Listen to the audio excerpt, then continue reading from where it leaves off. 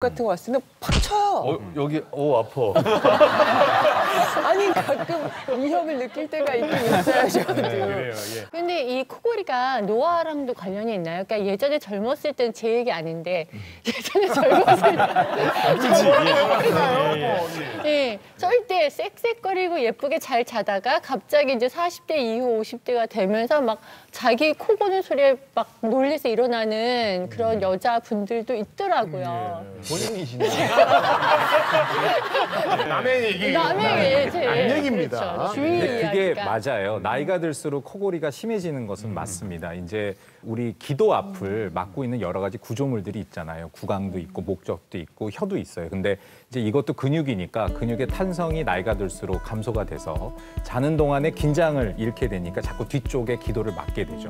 그래서 이제 코골이가 심해지고 특히 이제 여성분들 같은 경우는 폐경 이후에 호르몬 변화로 코골이가 증가된다라는 얘기들이 있습니다.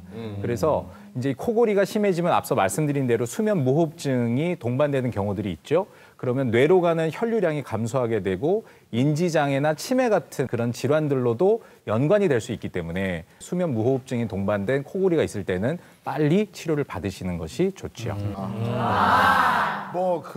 이 얘기도 제 얘기는 아닙니다. 우리 주변에 있는 사람인데 코골이가 너무 심한데 어떻게 완치라든지 줄일 수 있는 방법이 이렇게 없답니다. 예, 자 우리 좋은 아침에서 좋은 또 정보 있으면은 하나 좀 드리세요. 그러니까 코골이 하시는 분들 제일 첫 번째로 우리가 권하는 게 살 빼세예요.